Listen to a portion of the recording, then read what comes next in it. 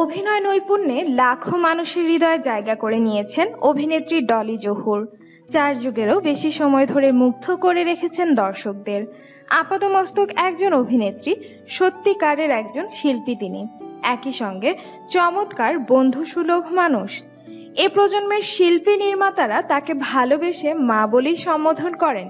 তিনিও স্নেহ ভালোবাসায় সবাইকে মায়ের আদর দিয়ে বুকে টেনে নেন। তবে এসবের ভিড়ে একটা প্রশ্ন সবার মনেই আছে, বর্তমানে কোথায়, কেমন আছেন তিনি? কেনই বা যোগ্যতা থাকা সত্ত্বেও এত তাড়াতাড়ি নিজেকে গুটিয়ে নিয়েছেন চলচ্চিত্র থেকে?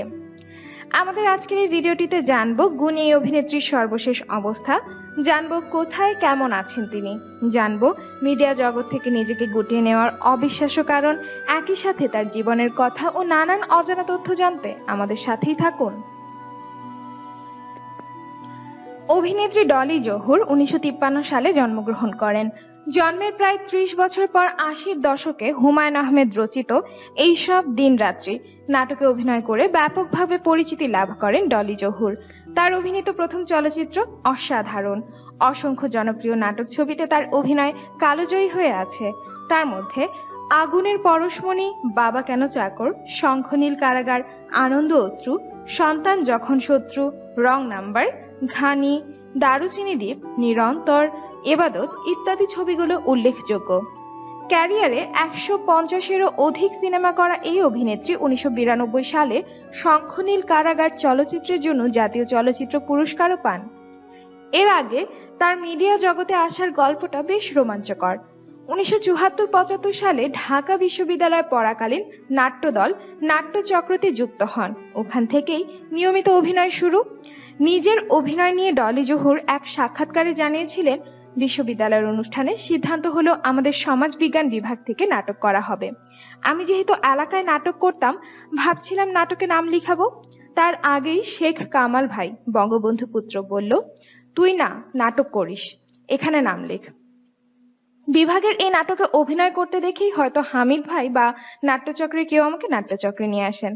নাট্যচক্রে প্রথম লেট দেয়ার বি লাইট নাটকে অভিনয় করি। ওখান থেকে পরে আমার এক বন্ধুর, আমার হাজবেন্ডের সঙ্গে গেলাম কথক নাট্যগোষ্ঠীতে। ওখানে মানিক বন্দ্যোপাধ্যায়ের প্রাগৈতিহাসিক করলাম। এই নাটক বেশ কিছু প্রদর্শনীর পর বন্ধ হয়ে যায়। এই সময় মামুনুর রশিদ ভাই আমাকে তার বাংলা থিয়েটারে মানুষ নাটকে কাজ করার কথা বলেন। মামুন ভাই জানালেন আমাকে মাথায় রেখে স্ক্রিপ্ট তৈরি করেছেন। আমি মানুষ নাটকে কাজ শুরু করলাম। নাট্যচক্রের 10 বছর পূর্তি উপলক্ষে মোহাম্মদ হামিদ ভাই আর ভাবি আমাকে অনুসারের পালা নাটকে অভিনয় করতে বলেন। এ নাটকেও কাজ করলাম। তবে মানুষ নাটকে নিয়মিত শো করছিলাম। মানুষ নাটকের শো করতে একবার গেলাম দেশের বাইরে। ওখানে আরণ্যকের ইবলিশ নাটকেরও শো হয়। নাজমা ভাবির অবর্তমানে ইবলিশ নাটকেও অভিনয় করলাম।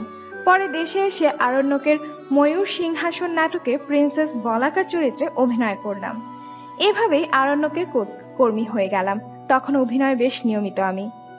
এরপর টিভি ও চলচ্চিত্রে ব্যস্ততা বেড়েছে এই অভিনেত্রীর। ব্যক্তিগত জীবনে প্রয়াত অভিনেতা জহুরুল ইসলামের সঙ্গে ডলি জহুরের বিয়ে হয় 1976 সালের 5 নভেম্বর। বিয়ের 9 বছর পর তাদের ঘর আলোকিত করে পুত্র রিয়াসাতের জন্ম হয়। ডলি জহুর তার স্বামীকে হারান 2006 সালের 10 নভেম্বর। সেই থেকে জীবনের কঠিন সংগ্রামের পথ পাড়ি দিয়ে একমাত্র সন্তান রিয়াসাতকে মানুষ করছেন।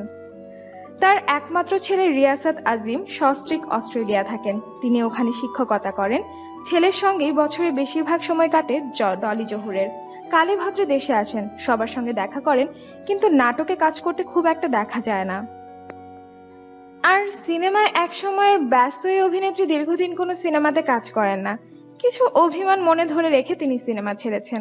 কেননা ইন্ডাস্ট্রিতে আর আগের মতো নেই। কাজ, যোগ্যতা, অভিজ্ঞতার মূল্যায়ন বলতে কিছু দেখা যায় না। কয়জন সিনিয়র শিল্পী নিয়মিত কাজ করেন এখন চলচ্চিত্রে? সবাই সব নষ্ট করে দিয়ে কেবল ভাবে ছবি কেন চলে না। তবে ডলি জহুরের মিডিয়া জগৎ ছেড়ে দেবার এর থেকেও বড় কারণ আছে।